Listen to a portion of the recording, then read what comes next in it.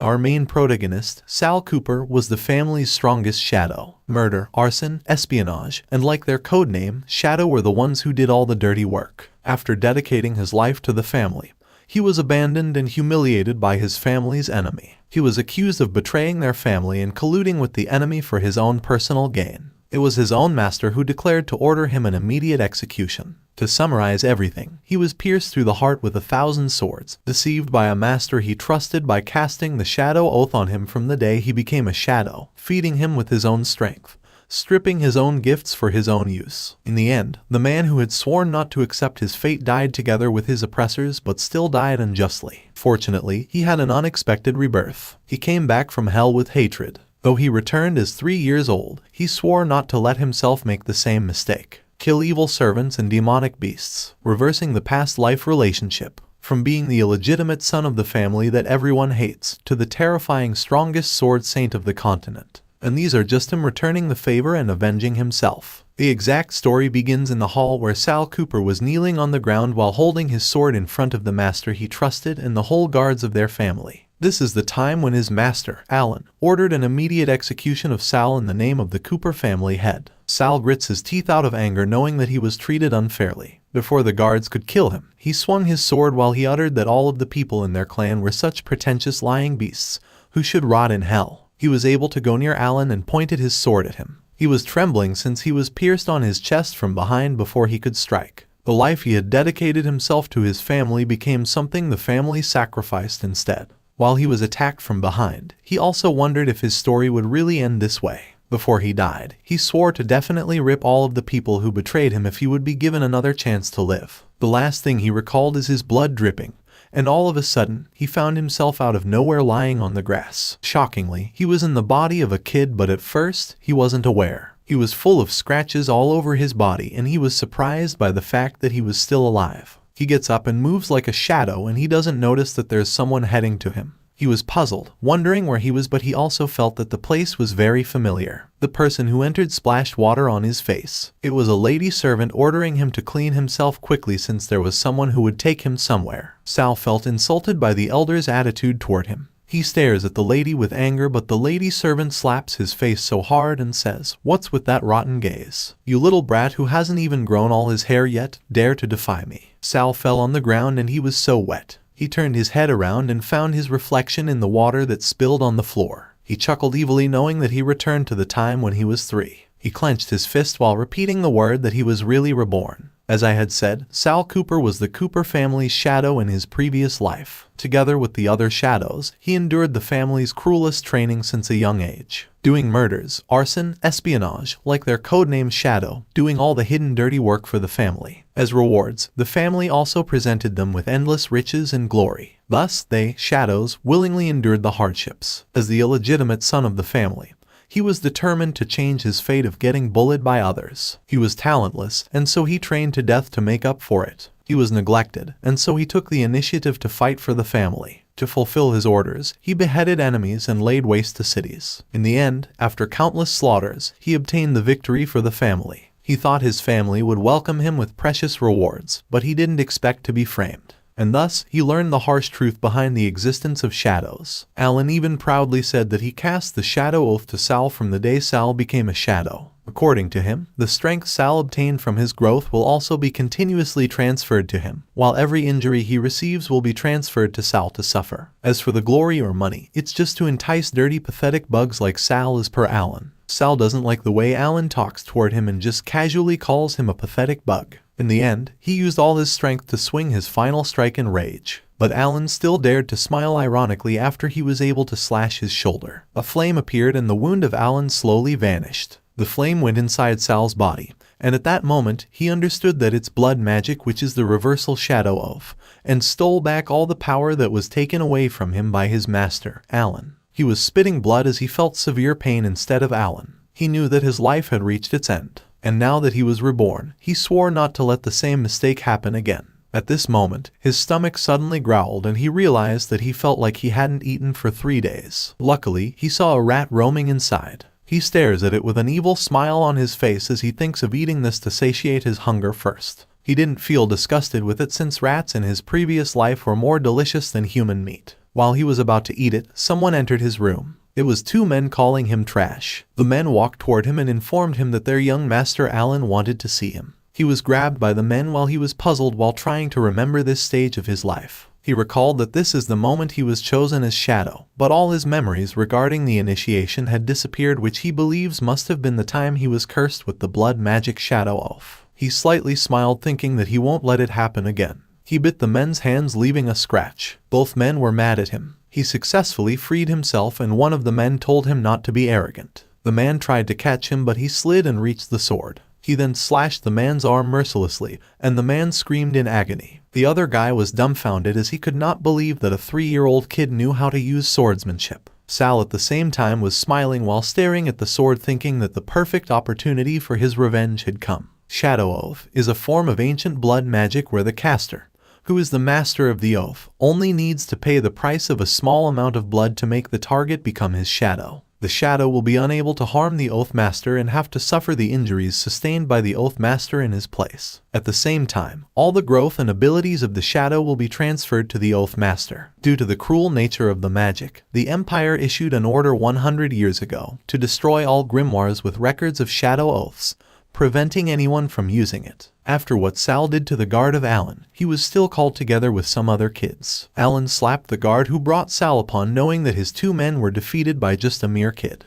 To be bullied by a wild dog. Did the Cooper family raise you for nothing? Alan angrily said while pointing his finger at the man. At this time, he's 8 years old and known as the successor of the Cooper family. The man apologizes to him and blames his subordinate for failing the duty. Alan crossed his arms and walked towards Sal while saying that Sal really had the guts to touch his own people. Sal stares at Alan with anger, but he doesn't give any words at all. Alan then ordered his men to lock up Sal in the dungeon and let him suffer. 2 of his guards then answered yes to follow his order, but a lady came and stopped Alan. She's Hira Cooper, the matriarch of the Cooper family, also Alan's mother, and behind her is her subordinate. She then said that Sal had no one looking after him since young, so she believes it's normal for Sal to act a little crazily. If she should be the one to ask, it isn't the best time now to punish Sal since there's an important thing for Alan to do, which is the oath-taking ceremony. She stood in front of Alan and told him not to forget what she told him several times. She bent down and whispered, reminding Alan that there was something they needed to accomplish today. Alan already understood what his mother was talking about. He looked at Sal, wondering why his mother chose Sal, a lowly bastard child he knew, to become his shadow. He vows that he will definitely ruin Sal for touching his men once he finds a chance. He looked back to his mother and smiled, then answered yes. All right, then mother will bring these people out and won't disturb you, our future family head, Hira stated. She then ordered his subordinate to clear the place out except for Alan, and the kids then let the guards cast the soundproofing spell and also make sure not to let anyone disturb the young master. After she left, Alan poured drugged water for everyone without them knowing it, since they were only informed that it was just holy water. He raised his glass and said, from this time forth, every one of you will become a member of the Shadow Army. Let us make an oath to the family. The other kids then uttered, in the name of Shadow, I swear to dedicate my entire life to the family. Our life, our everything was all granted to us by the family. The family's command. Sal was not following them. He stares at his own glass and fakely drinks it. He then dropped his glass on the ground the same as everyone. The helpless kids collapsed, but Sal was just faking it. Alan then smiled while saying that these kids were a bunch of fools who couldn't even differentiate between drugged water and holy water. He cut himself using a small knife and let his blood drip on the ground. The magic then formed on the ground where the kids were lying. A light strike emerged from the ground below Alan was standing, and it went toward the kids. Sal was possessed by the magic, but he was fully aware of what was going on. At this point, Alan was so happy that he could feel power entering his body. He believes that the Shadow Oath is working well on him, and he didn't expect the process to be so simple. He was so proud of himself and he wanted to tell his mother about it as soon as possible. He turned around and called his mother to tell the news, but then his knees were suddenly in pain, causing him to fall on the ground. He wanted to stand and walk, but he panicked since he could not move his legs at all. He thought that it might be the after effects of the Shadow Oath, but then he cannot remember if his mother mentioned about it. He cried in pain and fear while calling his mother to come over, but his scream wasn't enough. You really are a coward that only knows to hide behind your mother's back. But what a shame. In order to not disturb you before you finish the Shadow Oath, your mother cast a soundproof spell. No matter how loud you cry, they won't be able to hear you, Sal stated from behind him. Alan was scared and slightly checked the person who was standing behind him. Then he found out that it was Sal Cooper, which shocked him the most. Sal was holding the sword and his aura was terrifying, making Alan to be more scared. Alan was so confused about why Sal was awake and why he knew about the Shadow Oath. Sal then teases him that he is scared because of it, and he informs Alan that it isn't just the only thing he knows. "If I were to reverse the Shadow Oath, I wonder how you would react, Your Excellency," he uttered. He then swung the sword he was holding and struck it on the ground. A red flame appeared, and while he was doing it, Alan felt severe pain in his heart, causing him to scream. He rattled, asking Sal what he was trying to do. Sal pulled the sword and he was still smiling evilly. He walked toward Alan while recalling that he paid the price of his life in his previous life in order to steal back everything that belonged to him, so in this life, he's simply returning the favor. He casts magic toward Alan and Alan screamed so loud. His mother was just waiting for him outside, but she rattled when she heard his son's painful scream, and her subordinate also informed her that the soundproof spell shattered. When the night came, Alan was on his bed. He was so silent while his mother was beside him. According to Hira's subordinate, Alan's body is fine, and only faints temporarily because of using too much magic power. As for the soundproof spell broke, one of the servants was distracted during the spell casting and he already sent that person to be executed. Hira then casually ordered him to feed the corpse to the dogs. She was staring at her son while her subordinate told her that Alan seemed to be unsettled. Also, for him, Alam is too young to do the Shadow Oath, so it's inevitable that there will be a burden on the heart. Alan at this moment remained silent. He feels that something had happened earlier, but he couldn't remember anything even if how much he tried to recall it. His mother held his head, which startled him. "Alan, you don't have to feel troubled over the shadows. The strong prey upon the weak in this work, and you are," Hira stated. But her words were cut off when Alan pushed away her hand and said, "How is that possible? I am the future head of the Cooper family. Those wretched creatures should be born to sacrifice their lives for me." Hira then chuckled and he was glad to see his son's energy finally came back in an instant. They hugged each other while the lady promised to give a reward to his son Alan. They were not aware that there is someone listening to their conversation just outside the window. As expected, it was Sal Cooper. He crossed his arms and smiled while saying that the two had a deep bond as a mother and son. He activates his magic power and proclaims that from this day forth, Alan Cooper has become his shadow. In his past life, when he battled for the family, he discovered a blood magic index that had a record on Shadow Oath. He happily presented it to the family, but he didn't expect himself to have already become the family's sacrifice. It was fortunate that he looked through the contents of the book and combined that with the experience of stealing back his power in his previous life. Right now, he just needs to use a little blood as a cost to reverse the Shadow Oath and swap the position of Alan and him. Even so, this 3-year-old him is just far too weak and isn't capable of resisting them, so he was determined to get stronger starting from now on. And so, his first step to becoming stronger is to go to the Flaming Cliff. This is the Cooper family's testing grounds, created by the Cooper family to select strong shadows willing to sacrifice themselves for the family. It is similar to how Prometheus stole the flame for humankind and willingly sacrificed himself, enduring the pecks of the eagle day and night. The Cooper family also threw this group of children who were 10 years old and below into the Flaming Cliff. They ordered them to trek through the thorns and commanded the eagles to gnaw on their flesh. Even with their final breaths, they are not allowed to give up until he first shadow scaled the peak and obtained the blessings of the eagle, Griffin, and received a body that will never be injured, no matter how much it is attacked or pecked. When the day came, all the children, including Sal, were gathered in the Flaming Cliff. There was a man with a bow standing in front of them who informed everyone that they had only 3 days, and regardless of what methods they used, there was only one objective for this test, which was to reach the peak alive. Izino's Walker, the Shadow's training officer. He also added that the children shouldn't forget that deserters will be sentenced to death after 3 days. The kids were scared except for Sal, since he was already aware of what to do. "Alright, Shadows, for your bright futures, set off," Enos declared and took a blow on his whistle. Everyone then ran to do their task. They were panicking, but Enos noticed something. That is Sal, who was just chilling while walking and even whistled using his mouth. Enos was so confused as to why Sal was really composed while everyone was panicking. The kids were heading in the same direction while Sal has his own way. Enos' subordinate then informed him that Sal is part of the Cooper family and also the illegitimate son who angered Alan Cooper yesterday. Sal climbs on the cliff and seeing what he is doing makes both Enos and his subordinate laugh while saying that Sal is so stupid for not taking the slope and is scaling the cliff wall barehandedly. They were sure that Sal would probably fall without even reaching the halfway mark. Enos' subordinate suggested that they must now collect Sal's corpse since they expected Sal would really die at this rate.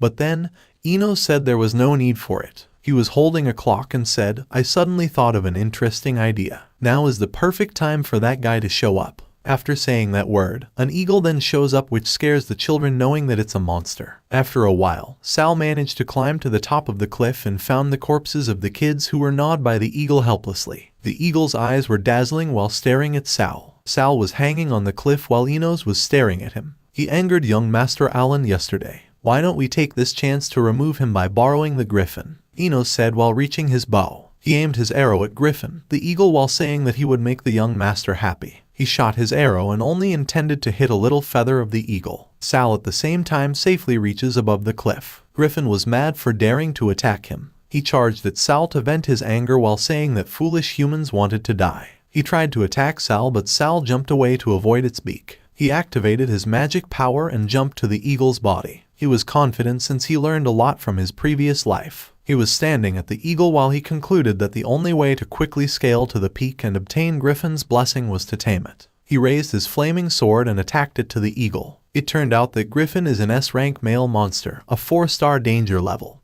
and was originally born here in the Flaming Cliff. According to legends, it developed intelligence after consuming a massive number of human brains and is capable of communicating with humans. It struck an agreement with the Cooper family to assist them in selecting shadows in exchange for bait. Those who receive the blessing of the griffin will be rewarded with an indestructible body. It loves gold and jewels and has one offspring. Griffin was squeaking in agony the moment Sal struck its head. Sal was aware that griffins are stubborn creatures by nature and possess human-like intelligence, and if he doesn't completely subdue it, it will never be tamed by him. That is why he can only use this move, which is the Shadow Blade, slashing third form. He slashes Griffin with this technique, but Griffin avoids it and suddenly blows a wind orb. He then attacked it to Sal, and Sal unfortunately flew away and almost fell on the cliff. Lucky for him that he was able to grab on the cliff and climb back. He admitted that he was too careless without thinking that he was a 3-year-old kid now, not a 30-year-old adult, so there was no use for him that he had mastered the sword technique in his previous life, since with his current physique and strength, he'll still be blown away before getting close to the griffin. Luckily, he found a solution, and that was if he could reach the cave nearby. He was panting heavily, but he didn't think of surrendering what he had started. The griffin blows another wind orb once again and attacks Sal. Sal runs away and avoids the griffin's attack. Still, he felt such a powerful wind energy from it. Fortunately, he was fully aware that the power of the griffin would increase from level 1 to 10 for every wind orb the griffin released. And if the 10th wind orb was released, not even 100 of him would be able to escape. He suddenly realizes something. He stopped running and jumped as he decided to just tank the griffin hit and use its wind power to propel him to the cave since he could not dodge it. He managed to make it and he flew away going to the cave. He then activates his Shadow Oath to lower his energy consumption and absorb Alan's strength at the same time. While he was doing it, Alan on the ground hand dropped his cup of tea. He fainted once again and his subordinate panicked and called anyone to help. A purple flame and dark reddish come out from his body, and at this time, Sal successfully entered the cave. He then ran inside and the griffin also landed outside the cave to chase him. The griffin immediately headed inside the cave while telling Sal that there was no way for him to run away. But then, the griffin paused and angrily stared at Sal. It is because Sal was holding his son who was crying for help. Sal was pointing his sword at the baby eagle and he smirked to tease the griffin. Few people in the world know that the powerful griffin is born with broken wings and unable to fly, Sal stated. The griffin seemed to be scared, asking Sal what he was trying to do with his child. Sal then told him to relax since he didn't have any intention of hurting the baby eagle. He also told the griffin that he could treat the baby eagle's wings and help him to fly. The griffin was confused and Sal told him that he could really make it happen, but there was a condition. While Sal and the griffin having a discussion inside the cave, Enos and his subordinate don't hear any noise from Sal and the griffin, so they both conclude that Sal has been eaten by the griffin. Because of it, they both decided to leave and report the failure of Sal and the other kids to Alan so they could gain some favor. But as they walked away, Sal riding in the griffin suddenly appeared behind them. Sure, then I shall send the both of you. But I might have to trouble you to wait for him down in hell, Sal stated with crossed arms. The two men were scared and ran away while screaming no. But in the end, they were eaten by the griffin alive. I've done what I promised, now it's your turn to fulfill your end of the deal, the griffin said, and Sal then ordered him to bring him to the secret realm at the northernmost of this mountain range. Meanwhile, they arrived at the land of stone and stood still for a moment in front of a huge gate. Before entering, The griffin reminded Sal to take the sword of Perseus just like they had agreed, then help him obtain the Medusa's blood which can cure everything. Sal confidently smiled and told the griffin not to worry, but the fact is that his goal isn't the holy sword that the griffin wanted nor to help the griffin. What he wants is to borrow the griffin to destroy this secret realm. The griffin opened the gate, and while they were still standing outside, they instantly saw Medusa's statue together with 3 other human-like statues. The griffin started attacking the statues, and he was shocked when he found out that the statues inside this realm were able to move. Still, he easily crashed the statues, but unfortunately, the shattered pieces of the statues gathered and slowly became one. Sal fell on the ground upon seeing it. He uttered the statues' names, which are Dano, Ennio, and Pamphredo. According to him, these 3 statues don't have the 5 organs just like the Gree sisters in mythology, also share the same eye and the same tooth. While he was explaining, the griffin was listening to him while staring at the creature in front of them. He added that the 3 statues had the ability to control seawater because they were the daughters of sea deities, including Medusa. The Gree sisters formed into one and are already in front of them.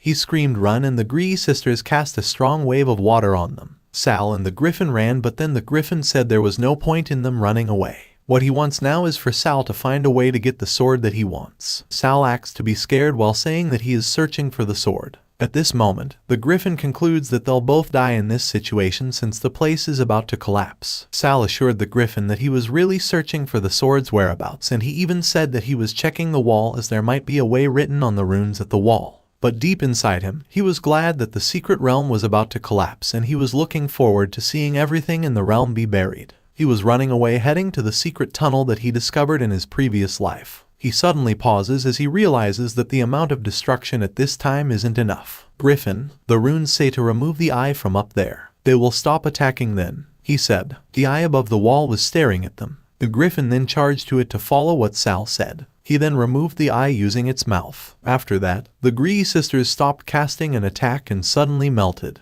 It turned into water, which impressed the griffin. Sal then explains to him that it is because the runes say that Perseus discovered the location of Medusa only after stealing the eye of the Gree sisters, so the eye is the Gree sisters' weakness. What about the sword? Where's the blood that can treat my offspring? Did the runes say anything? The griffin asked, and Sal then pointed in the direction where the griffin could find the sword. It was located right behind Medusa. According to Sal, Perseus used this sword to behead Medusa, spilling both red and green blood. The red blood can poison all living souls to death, while the green blood can heal all illnesses. But these are just legends. As for this secret realm, there is another secret. That is, the emergence of the sword of Perseus is the time of Medusa's revival. At this point, Medusa woke up and aimed to attack the griffin. She casts an attack, and Sal then seizes the opportunity to run away to leave. Once the Medusa statue is activated, he knows that it won't stop unless someone beheads it with the sword of Perseus. He opened the secret path to exit, but when he took a glance at Medusa, it turned out that it wouldn't let him leave and suddenly attacked him.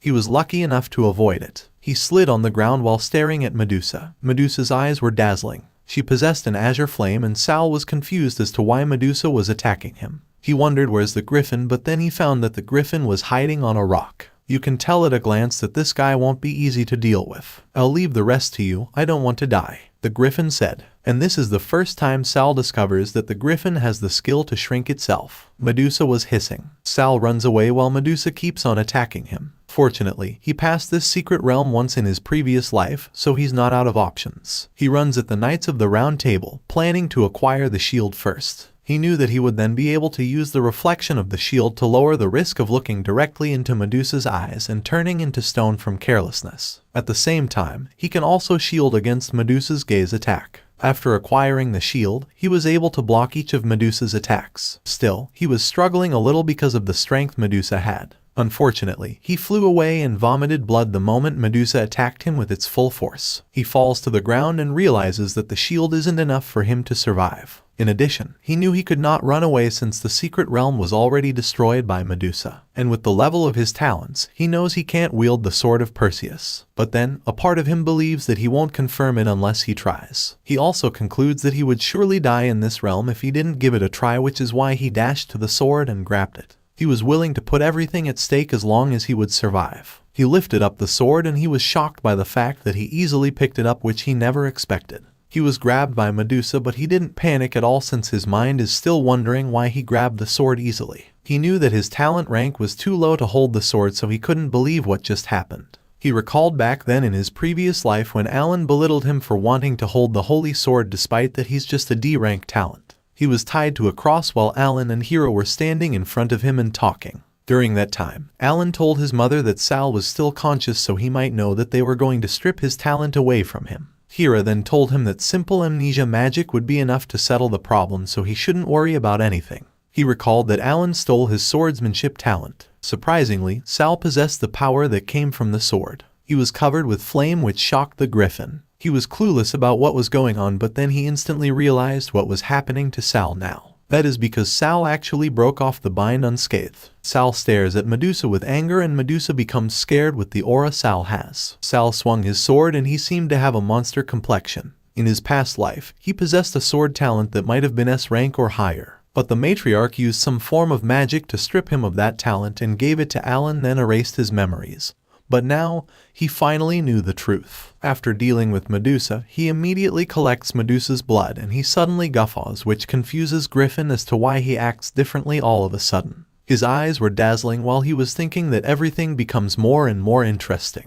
Because of what he discovered, he was confident to deal with Alan and those other people who betrayed him. While he was laughing alone like crazy, Griffin slowly moved to take the chance to hurriedly scurry away while Sal was busy. But then, when he was about to flee, he was startled by the voice of Sal commanding him to come back. Griffin turned back and addressed Sal as his lord, asking him what was the matter. Sal at the same time senses that Griffin suddenly becomes afraid of him despite the fact that he's an S-rank monster. "Is your head made of metal?" Sal asked, but Griffin was confused by his question. After explaining to him, he then flew inside the tunnel and started destroying it. He was forced to bump into the wall, causing him to get a lump on his head. While doing it, Sal was riding on his back. At the same time, Griffin realizes that Sal only used him to destroy the secret realm right from the start. Since Sal can treat his offspring, he also won't let the opportunity pass. He continued to destroy the cave. The secret realm was completely destroyed after a few minutes and Medusa was covered by the rocks that collapsed. After finishing the secret realm, Griffin went back to the flaming cliff together with Sal. Surprisingly, he uttered Sal's full name and declared to bless him with his title as the Griffin. He blessed Sal with a body that will never be injured no matter how he'll be attacked. Sal was covered with the magic of Griffin. While in the process, he feels like his body has strengthened and some of his minor injuries have healed.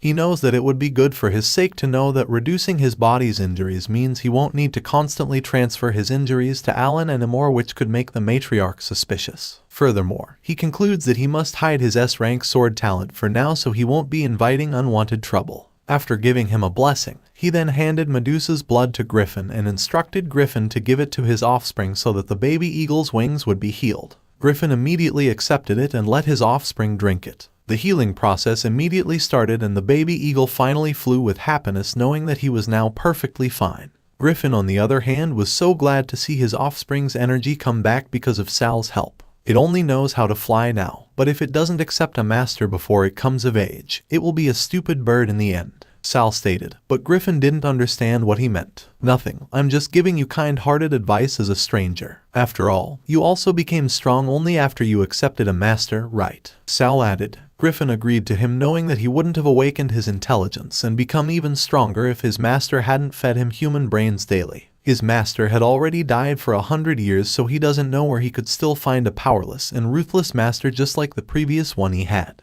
His eyes suddenly brightened as he thought of a way, that is to choose Sal Cooper as the master of his offspring. "Please accept my child as your pet, master," he said. Since Sal possessed incredible intelligence and skills beyond anyone his age, Griffin believes that Sal might even exceed Bled in the future. Sal smirked knowing that Griffin took the bait. "All right, I can accept it as my pet monster, but you have to make a deal with me," he answered. He told Griffin that he wanted all the information Griffin had regarding Bled Cooper, as well as the precious key that could unlock the place where the Cooper family worships the sword spirit Bled. Going back to Cooper's palace, Hira received a report from her subordinate that they could not find the cause of why Alan always fainted. "Are you telling me that the young master's constant fainting happens out of thin air?" How long will this situation last? She asked, and her subordinate told her not to worry since Alan has the protection of the Shadow Oath and has always woken up very quickly. In addition, Hira also had those little shadows helping Alan to take his injuries in his place and supply him with strength. Hira agreed with her subordinate, but he really felt strange with the whole situation since Alan started to faint on the day of the Shadow Oath ceremony, so she concludes there's someone behind it. After reporting about Alan's health, the servant of Hira then informed her that there was another urgent matter Hira should have to take care of for now. According to him, Sal Cooper obtained first place in the competence test, which they already expected. It's just that Sal Cooper used the griffin to kill 2 of their men and make the baby eagle as Sal's pet master. Hira was surprised upon hearing it. She panicked and put back the glass of tea she was holding while asking her subordinate about where Sal was. Her subordinate said that Sal was just outside the door. Hira stood and was about to go to Sal, but Sal entered the room and asked Hira how he could help her. Hira then asked him why he killed the walker, which are those 2 men Sal killed on the flaming cliff. And Sal answered, "I did it all for the family. A shadow officer like him was killed by a 3-year-old child. He's too useless. The Cooper family doesn't need trash like him. Don't you agree, madam?" And Sal Cooper's answer only made Hira dumbfounded. With her expression, Sal knew that she was angry and disgusted. Sal expected her to have a trump card, but he wasn't afraid even a little. "Come on, Josh, let's reward Sal Cooper with a trip to Eden Springs," Hira said with a smile. Sal gave thanks to her, and it seemed like a coincidence for him since he was really planning to go to the place Hira mentioned. He then left Hira's room, and Hira then told Josh, her subordinate, to take away Sal's talent before the Sword Spirit inheritance ceremony and use it on Alan. She concludes that her son's status as heir will be in jeopardy once Alan's secret of having no talent for swordsmanship is exposed. She was full of anger against Sal Cooper, but she decided to be calm for now, let the kid go, and wait for the moment to see how arrogant Sal Cooper could be. Meanwhile, Sal Cooper was already at Eden Springs. There was a pool in this place, but he never swam. He just walks while recalling what Griffin told him. Griffin said that his master used forbidden magic to seal his soul at the bottom of Eden Spring before his death. The purpose is to pass on the swordsmanship acquired throughout Griffin's master's life to the heir with S-level swordsmanship talent, and ensure that the Cooper family's status in the Empire will not decline. That time, Griffin handed a key to Sal. He instructed Sal to swim along the undercurrent after entering the bottom of the springs, and he will enter an underground cave. The purpose of the key is to be the guide for Sal to meet Griffin's master. Griffin also mentioned that there's something strange going on with Eden Springs, but since he has been separated from his master for too long, so he doesn't know what it is. The only thing he can tell is that his master uses blood magic, which is not that easy to deal with. With the black magic he mentioned, Sal instantly felt something strange with it, and he feels that it seems it is not easy to get the inheritance of swordsmanship before Alan.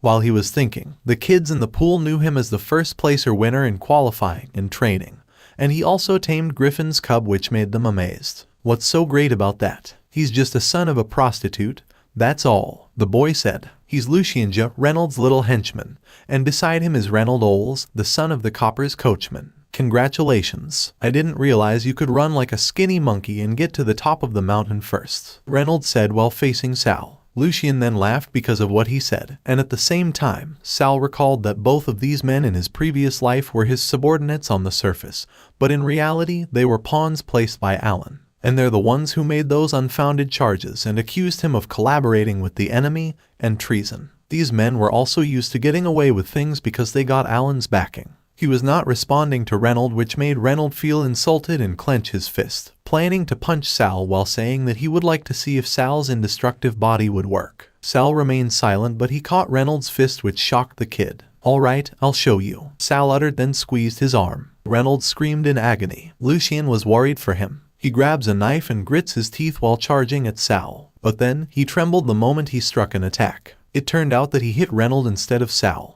"I apologize, I accidentally used this guy as a meat shield," Sal said with an ironic smile. Reynold at the same time vomited blood. Sal then strongly pushed Reynolds' body to Lucian, so both kids flew away in the water. Sal intended it, knowing that the water pool Cassie heal wounds. He was also looking forward to practicing his ability next time with these two. In this life, he vows to give these traitors an irresistible reason to become his chess pieces. While Reynold dropped below the water, there was a back magic emerged and Sal smelled it. He cannot explain how such an evil forbidden art, no less than blood magic, appears in a spring that can heal the injured and the sick. He then concludes that it might be what Griffin means by strange, but no matter what, he cannot just go down to the bottom of the spring. He has to find a way to get to the bottom of the spring without touching the water. While he was thinking, there was a little girl who was pulled by the man. The lady was screaming for help and Sal was startled upon hearing the girl's familiar voice. "If you can't even serve tea and water, you're just asking for a beating," the man said, and the little girl then said that she didn't mean it. She was begging the man to let her go,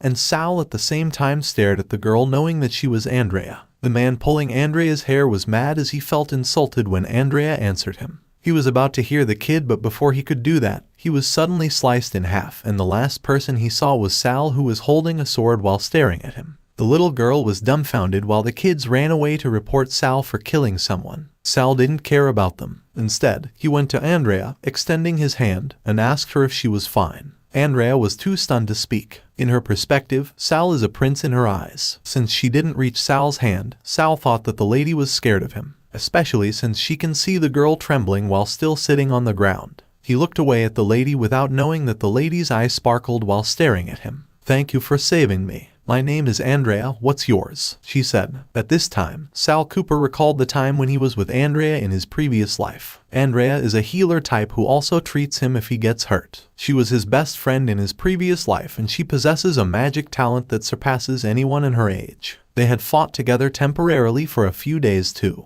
Back then, Andrea is perfect in his eyes. At this present time, 5-year-old Andrea was so cute to him. He was thrilled while staring at the girl. He cleared his throat and said that helping anyone is what a gentleman should do. He also told her to call him Sal, and knowing that Andrea had stayed in this spring for too long, he decided to seize the opportunity to ask something to the lady. He asked her if she knew a way to drain the spring or get into the spring without touching a drop of water. He cannot forget the task in his hand, and he believes that he could find a way with Andrea's help. "Did you realize it too?" Andrea asked, but Sal didn't know what she meant to say. Andrea whispered to him, saying that although there is a strange magic in the spring that can recover injuries, anyone who uses it can never accept another form of healing magic and can only rely on the spring to recover their injuries. Sal then understood it. He concludes that there is another way for the Cooper family to control the shadows, by forcing them to beg the family for help when they are suffering through pain. Andrea suddenly held his hand and offered him help so she could also give thanks to him.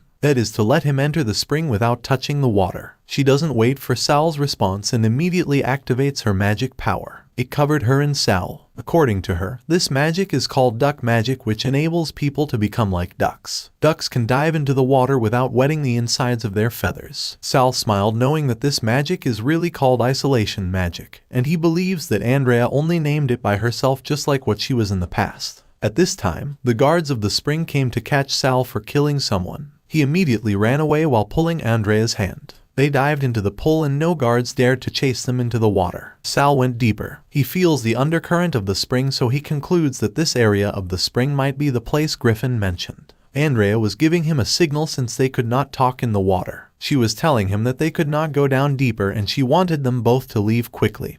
But of course, Sal didn't listen. The more they get deeper, the more the current is sipping them, and so they cannot resist anymore. Meanwhile, Andrea wakes Sal up since Sal lost consciousness when they reached the deeper part where the current sipped them. Sal slowly opened his eyes and saw the lady. He gets up his upper body and looks around, wondering if this is the place Griffin mentioned. He gets the key in his pocket and Andrea then asks him what it is. As per Sal, this key is a gem key. A key that can unlock the place where there is a sword spirit to be worshipped. Since there wasn't any door in this place, he concluded that the door needed to be summoned. Andrea then asks for the key as she believes she could possibly make it, although she doesn't know what a sword spirit is. She then used her magic power, asking for the key to find its master, and opened the door to this place. She was standing in the middle of her magic circle while Sal just waited for her to finish it.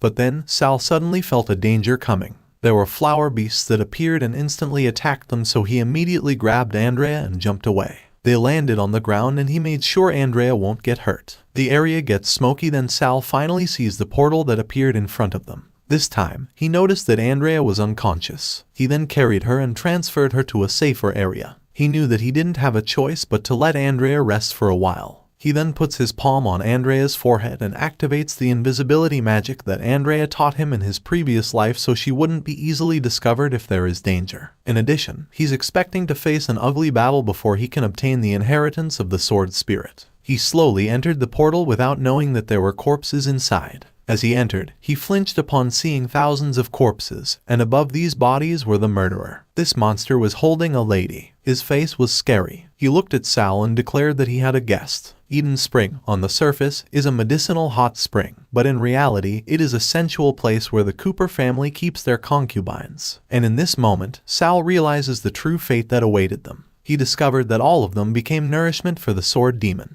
The monster moved closer to him, but he wasn't afraid at all. He stares at it with anger, and the monster says that Sal has a scent of an S-rank talent. Sal then jumped away from this monster, and he was wondering how the monster knew that he was an S-rank talent. This monster then summoned a blood-type weapon while saying that Sal didn't look pampered at all, which made him conclude that Sal is just a bastard child that came to take the inheritance. While saying such words, he charged at Sal and tried to attack, but Sal blocked his weapon. "I won't give it to you easily unless you can get past me," the monster said. Sal then told him not to worry since he only came just to kill this monster. The monster swung its weapon and said, "As expected, if my bled Cooper's descendant. You're crazy, Anaug." He moved closer to Sal while Sal also moved backward. They fight with their swords, but the monster is able to hit Sal's chest. Sal moaned in pain and he fell on the ground. The monster then teases him that he is too weak. The monster flinched when he saw something. He noticed that Sal's wound slowly healed. He believes that it was because of the Griffin's blessing, and he said that he didn't expect that the Griffin would acknowledge Sal. Sal's wound completely healed in just a few seconds. Right now, he was thinking that blood sacrificed is a great amount of the monster's power to seal his soul. He also believes that there is still a sliver of hope for him to get the inheritance with his current ability. He stood full of blood. His aura is now different than earlier. A golden cross then suddenly appeared beside the monster. The monster was pierced in his hand, and he was aware that this thing is called a magic restrictive blood formation.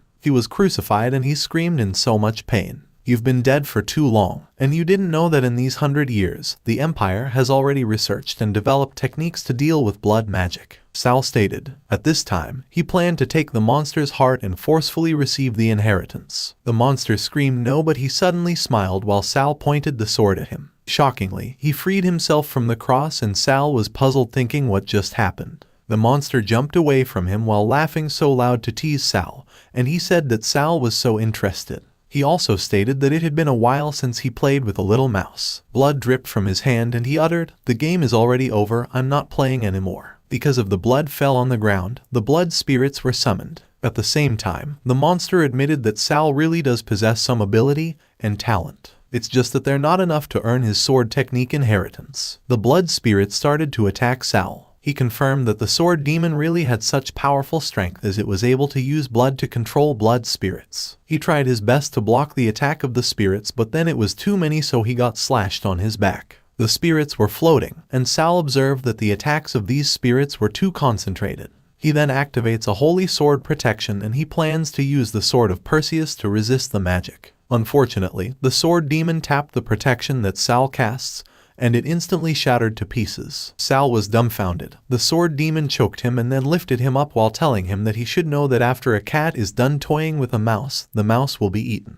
At this moment, Sal was enduring the pain, but he was aware that his blood and mana were draining away. "Your aura is familiar. It's just like the taste of a concubine that I've eaten last time. Perhaps that person was your mother," the monster stated. Because of what he just said, Sal's senses started to regain. "This is perfect. Let me have a taste of her child," the monster added, and something reddish suddenly crumbled to pieces. Right at this moment, Sal recalled the memories of when he was with his mother. His mother always put him to sleep by patting him. She was a lovely lady who also had white hair the same as Sal. One day, Sal brings a flower for his mother and he is so excited to give it to the lady. But then, he fell to the ground and his mother walked away and never looked back. "Sal, I'm sorry. Mom is leaving," the lady said as her last word for Sal. Sal begged her not to leave, but then she never listened at all. Starting that day, other children bully Sal, teasing him that his mother abandoned him. Kids call him a dog, insignificant bastard, monster, or unwanted trash. But then, Sal could not do anything that time other than cry since he was just a powerless kid.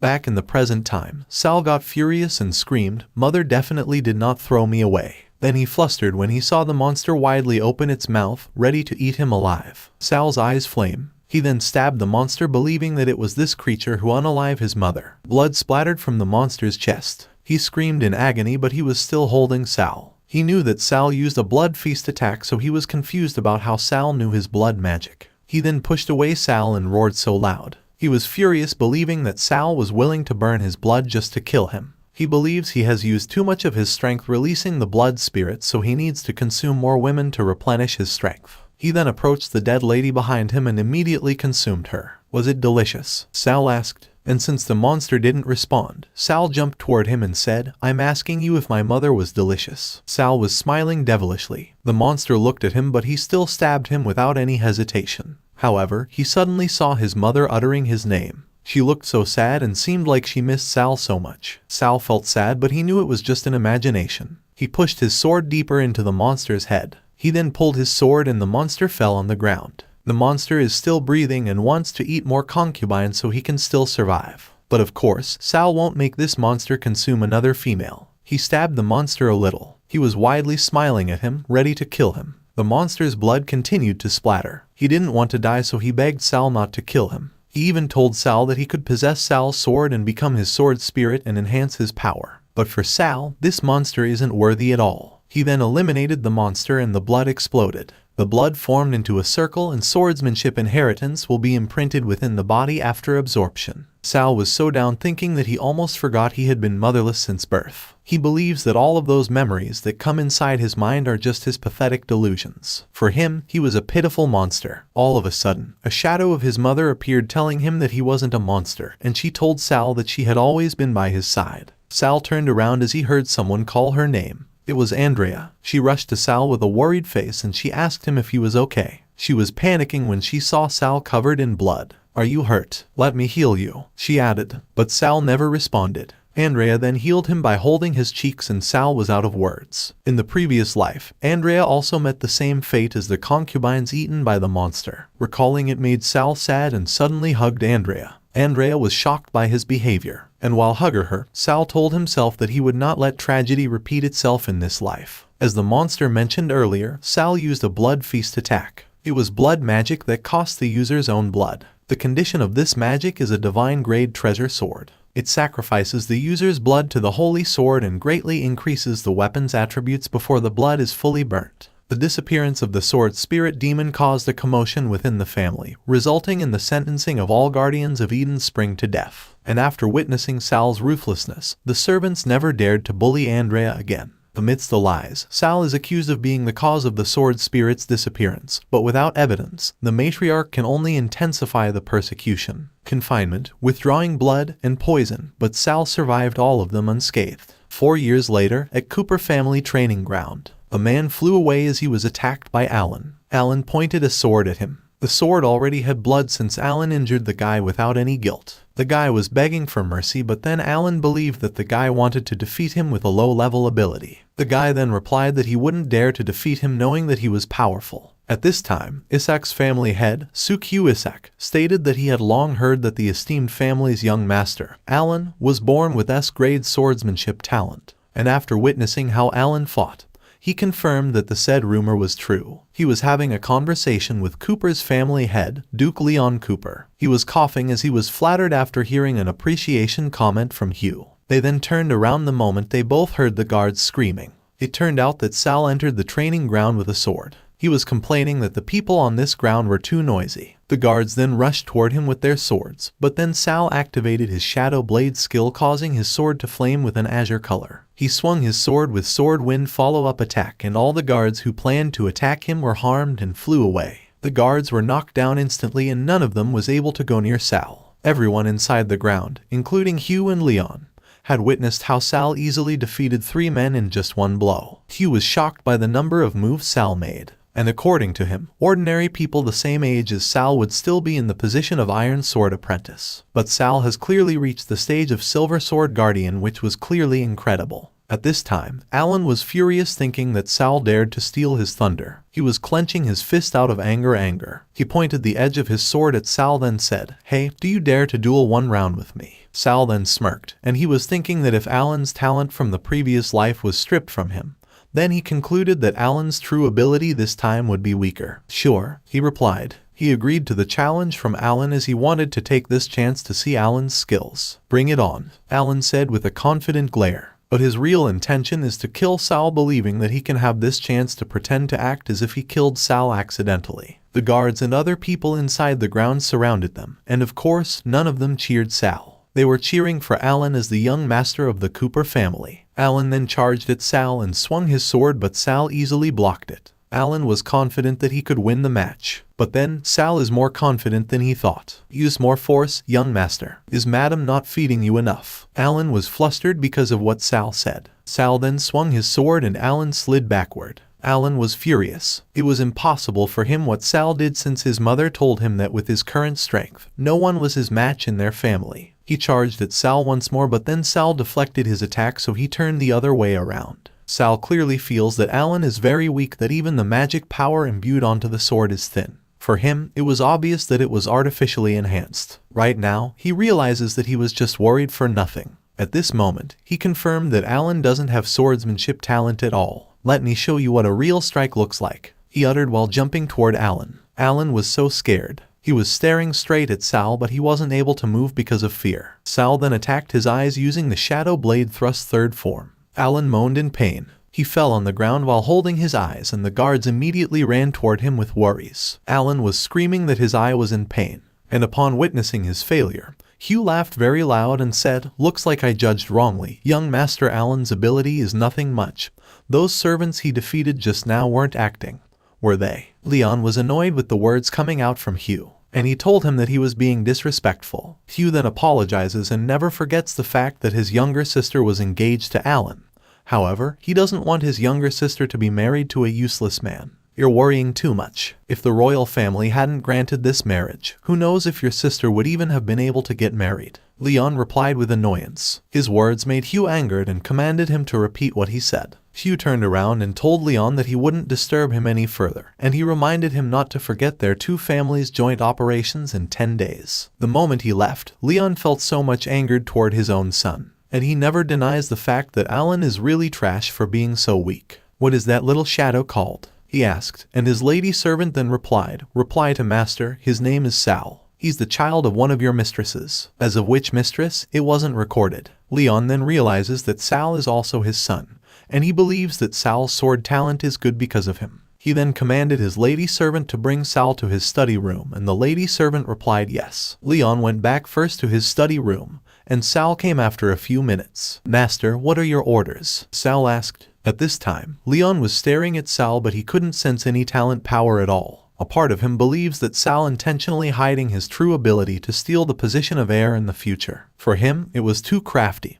but he knew in the end, Sal is still easy to read since he's just a little brat. Leon then grabbed the sword from his table while telling Sal that he would lead the Shadow Squad 10 in 10 days and head towards the Lost Crystal City together with the Isak family to retrieve the dragon egg. He handed the sword to Sal while informing him that this sword could activate the teleportation to Crystal City. He doesn't know that Sal is aware that it will anger the demonic dragon within no matter what it does to retrieve the dragon egg. He thinks that Leon must not have good intentions to send him there, but of course, he doesn't want to miss the chance to earn a dragon egg. He accepted the sword and said, "As you wish, master." However, he had one request. Leon was shocked and asked him what it was. After 10 days, Sal, together with other kids, heads to the Crystal City to do his mission given by Leon.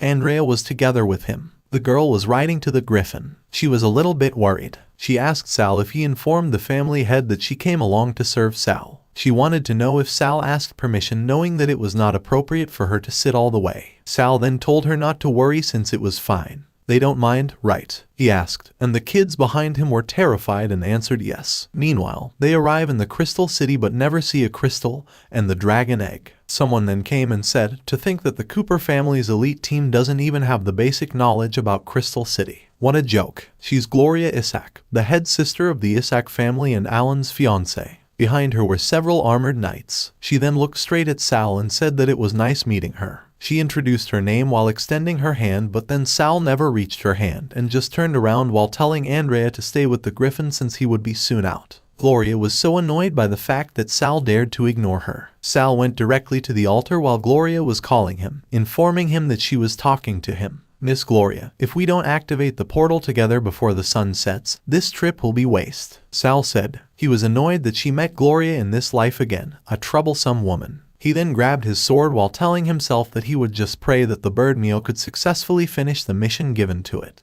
He pointed his sword at the floor together with Gloria. The altar glowed suddenly and someone said that this altar was a teleportation formation. The crystal city finally appeared. It was so beautiful and some of the people around wondered if the legendary demonic dragon egg was really in a place like this. At this time, Gloria and Sal walked toward the crystal city, but then the leader of the knights stood at the center of the altar. He was planning to kill all the Cooper family's soldiers and bring the dragon egg back for the Isak family. Sal feels something bad about to happen. The knight raises his sword, ready to attack the Cooper's soldiers, believing that if he eliminates everyone, the Isak family head will definitely reward him. Sal activates his magic power and tells all the people to quickly fall back. Someone then attacked the altar and both Gloria and Sal were almost harmed. It turned out that the light sentinels that protect Crystal City had appeared. The leader of Isak's knights was so scared, calling his mother to save him. Gloria then bravely charged at the light sentinel and attacked one using her thorn/slash ability. Her knight was worried for her, but then she was mad at him for acting on his own without asking permission. The knight then said that he just did it for the sake of the Isak family. However, Gloria believes that he's just doing it for his own benefit. Two sentinels then charged at Gloria and Gloria panicked the moment she heard the knight informing her that there were two sentinels charging from her back. To her surprise, the sentinels were slashed in an instant,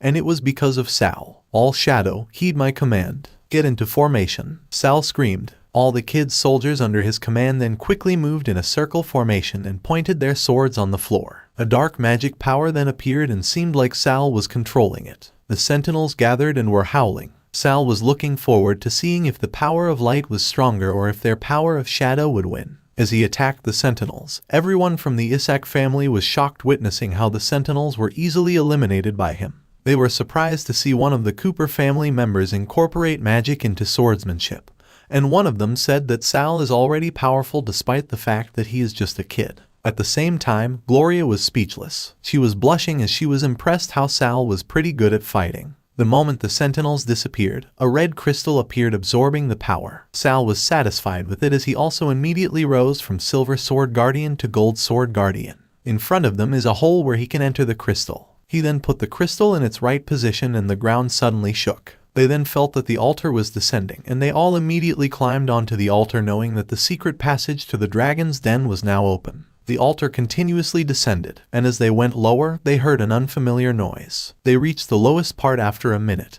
and the altar where they were standing was landed above the dragon eggs. The Cooper and Isak families then went to the egg in a hurry to quickly gather it. Sal and Gloria were just looking at them, and Sal was thinking that the kids and others were in a rush to deed the demonic dragon, which is an idiotic reason. All of a sudden, the red dragon appeared, which means it has awakened. Everyone then ran away, but Gloria and Sal grabbed their swords. Gloria told everyone to calm down and get ready to fight. Sal then told Gloria that he would cover the rear, and he commanded everyone to take the dragon eggs and leave. But while the others were trying to steal the eggs, the ground shook again. It turned out that Gray, one of the servants of the Cooper family, had gone to the altar and pressed the crystal to go back above with only one dragon egg. It is because Leon commanded him to use the shadows to hold the dragon back and destroy the teleportation altar after he has secured the dragon eggs. Leon doesn't want to let the Isak family have a chance, and he believes that Sal is on his own. I'm sorry everyone, but the Empire can only have one family who possesses the dragon egg, and that is the Cooper family. Sacrifice yourselves for the family, I'm out of here, Gray said. The altar rises and the people he left behind were so mad at him and cursed him. At this time, Gloria and Sal need to focus on defeating the dragon first. While they both rush to the dragon, Gloria tells Sal that the Cooper family head is truly ruthless for abandoning not just them but also Sal as well. Sal then replied that it was within his expectations. Within your expectations. So you rushed in here to throw away your life? Gloria asked, and Sal told her that she was thinking too much. The dragon blows an attack, but Sal still continues to charge at the dragon and cuts its one wing while saying that he won't be drying here. The dragon was roaring in pain. He attacked Sal with his claw, causing Sal to fly away. Gloria rushes to him and the dragon immediately blows a flame upon seeing her planning to help Sal. Gloria then activated her moonshine sword shield and said, "So why did you go and say those big words? Are you all right?" Sal then rose and said that he was fine. He asked the lady to help him delay the dragon's actions first so he could take the chance to attack its heart. "Please, Miss Gloria, you're the only one who can do this," he added. Gloria was blushing again, and she agreed to what Sal wanted her to do. She then rushed to the dragon to destroy it, and she was determined to not let Sal look down on her, knowing that she's also a gifted swordswoman. Sal was looking at her with a slight smile. After a few seconds, Gloria then informed Sal that the perfect time to attack had come. But she was confused when she saw Sal doing nothing. She asked him why he remained standing, but she never received any response from Sal. The dragon continued to attack her. She concludes that Sal fell too hard just now and has no energy left to attack the dragon. She was afraid that they would all die if this continued. She applied her sword dance of destruction and the dragon received several attacks on its body. Because of it, the dragon fell to the ground, so everyone thought that it died. The kids then kicked it and they were happy that the dragon was finally eliminated. Gloria was so touched, believing that she had eliminated the dragon by herself. However, the dragon got up and roared loudly. It turned out that it entered its berserk phase. Gloria was puzzled, questioning how it was possible. Behind her was Sal telling her to hide. He then activates the power of his sword using his swordsmanship inheritance third skill. The blood of the dragon gathered the moment he activated his blood shadow slash. He raised his sword and he was flaming.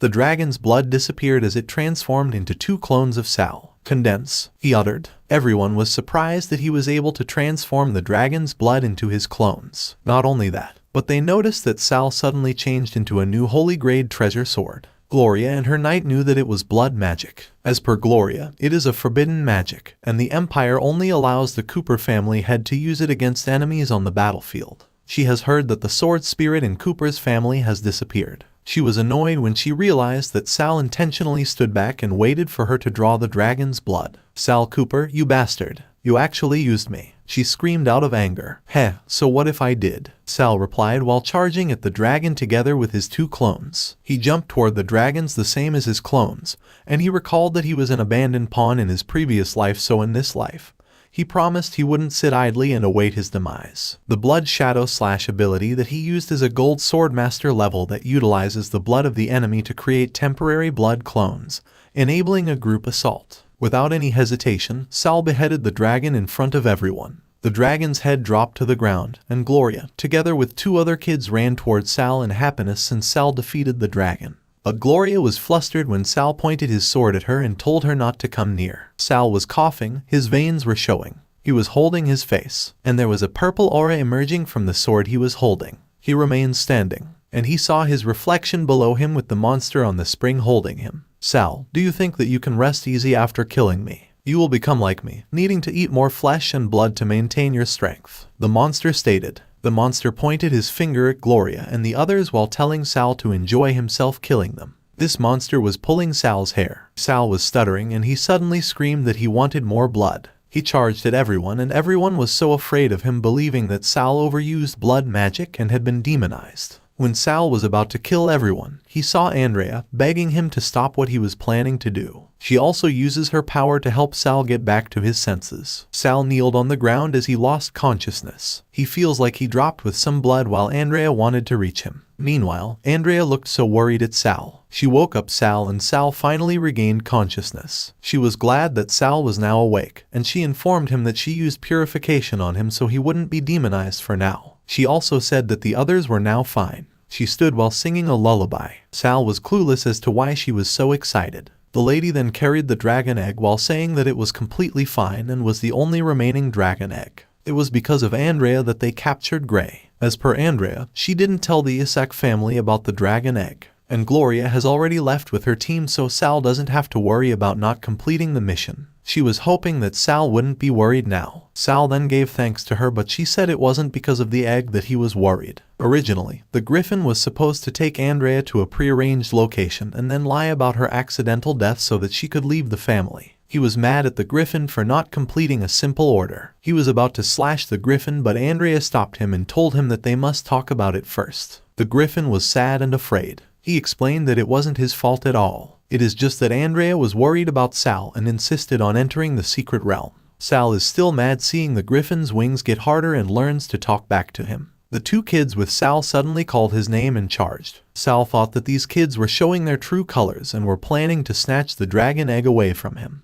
But he flustered the moment he witnessed both kids kill Gray without any hesitation. The kids then kneeled, and everyone followed. They called Sal a young master and begged him to forgive their rudeness. They were grateful to Sal, believing that it was because of him that they all survived. They promised that they would no longer listen to the family and swear to unwaveringly follow Sal till their deaths. Sal was speechless seeing the kid's sudden behavior. Andrea then calls Sal with excitement as she notices that the dragon's egg has started to crack. A dragon then comes out with happiness, and it turns out that the hatched dragon is a demonic one. Demonic dragons will only obey the strongest. Are you going to accept me as your master? Sal uttered while letting the dragon possess his power. The dragon said yes, and Sal then touched its face. Everyone then cheered that Sal easily tamed the demonic dragon. They congratulated Sal and said that Sal Cooper's rebel force against the family was born from this day on. After a day back in Cooper's mansion, Alan and Hira were inside Leon's study room. Alan was begging his mother to let him go to the horse racing tracks, but Hira told him to wait until his father was done with his work. Go, go, go. All you do is enjoy yourself all day long. You're worse than a bastard child.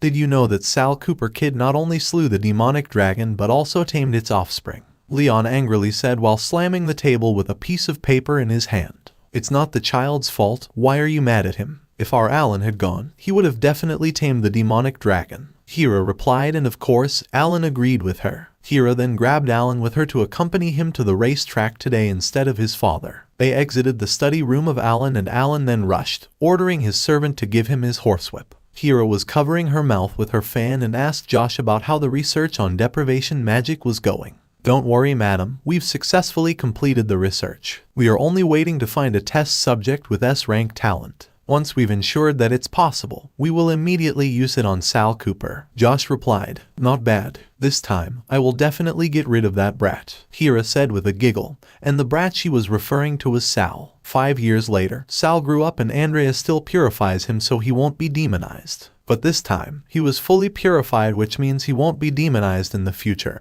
and he can use the sword technique as much as he wants. Sal was so happy and grateful to Andrea since Andrea never left his side. He gave thanks to the lady, and Andrea then said that it should be her who thanked him for giving her such a wonderful staff. While they were talking, they heard a noise outside of the window. Sal then opened the window and angrily asked who it was. However, he doesn't see anyone, but he feels that the figure clearly belongs to the housekeeper. At this moment, Reynold and Lucien came reporting that the task Sal assigned had a result. As per Lucien, they secretly trailed the housekeeper and discovered that he had been recruiting a group of black magic mages and seemed to be preparing to conduct a ritual in 3 days. Reynold then added that the housekeeper even mentioned finally finding another target with S-rank talent, and their magic abilities are very high. Sal then wondered if the deprivation magic ritual was about to begin, and he was confused as to why the group didn't target him directly and instead searched for another target with S-rank talent. He knows that the target with extremely high magic abilities is Andrea. He was looking at Andrea, which made her flinched. 3 days later, Andrea was inside the storage room and was cleaning the mess inside. Josh suddenly came behind her with a handkerchief in his hand and covered it to Andrea's mouth. Andrea wanted to scream, but she got weaker until she fainted. Andrea was brought to the ritual and used her. She was in the middle of a magic circle, and the mages uttered, "Transfer the power to my control." The power flows, following me like a shadow. Josh was holding a sharp weapon. He was planning to use it to stab Andrea to use the blood of her heart mixed into the formation, and his main goal was to get Andrea's power. He tried to stab Andrea, but the lady suddenly disappeared. Andrea suddenly teleported behind him and said, "That's illusion magic." Josh was shocked and nervous. Andrea was mad, telling Josh not to underestimate her. She then activates her shining star lock and easily captures Josh with it. Josh was annoyed by the fact that Andrea was quite tricky. "Why are you all just standing there? Take her down," he said, and the mages then prepared to attack. Andrea then suddenly closed her eyes since it was Sal's order. She also covered her ears so she couldn't hear anything. Josh then looked up above as he heard a weird noise. It turned out that Sal's griffin and dragon were coming to them and attacked them one by one. They were all screaming for help, but of course, no one could help them. Josh was so scared, thinking that Sal had come and found out about his bad plans. As he checked behind him, Sal came and said, "You even dared to touch Andrea. You must be tired of living."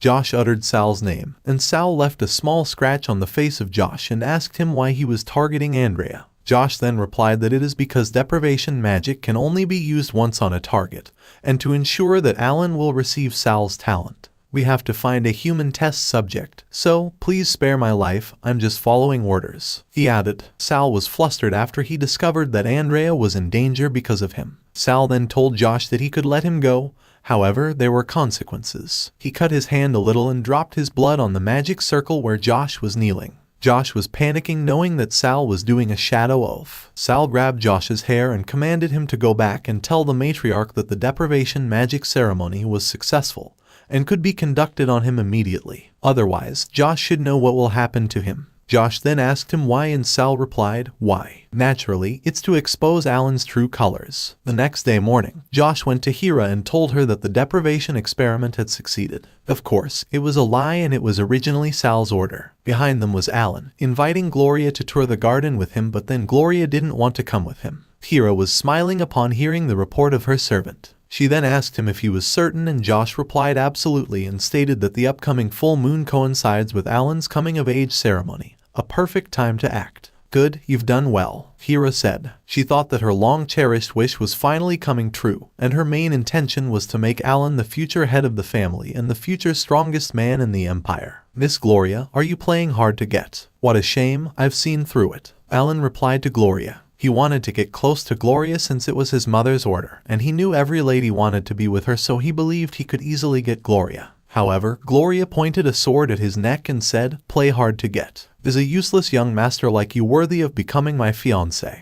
Alan was speechless, believing that Gloria was mentally ill. Gloria then swung her sword and told him that he should have to defeat her first before making her his fiancé. Alan then screamed, calling anyone nearby to drag Gloria away. Someone then blocked Gloria's sword. It was Sal. Sal looked slightly at Alan. He smirked and made fun of Alan for calling someone to drag a lady away from him. "No one asked you to save me, I just happened to forget to bring a sword with me," Alan replied with annoyance. He was dumbfounded when Gloria calmed down and grabbed Sal with her, asking her to train with her. But then Sal refused and reasoned out that he was busy. Alan was staring at them, wondering why Gloria was so intimate with Sal. He then concludes that Gloria might like Sal. "Not everyone is qualified to train with me, you better think again," Gloria said to Sal with a blushed face. Alan then clenched his fist and grits his teeth out of anger towards Sal. He then turned his head around as he heard his mother calling him to come back inside. He then decided to forget about it, believing that Gloria and him would be carried in the future. "Since Miss Gloria is not willing to accept my request today, I shall take a leave," Alan said, and Gloria never stopped him. After he left, Gloria then pointed her sword at Sal and said, "Now that the annoying person is gone,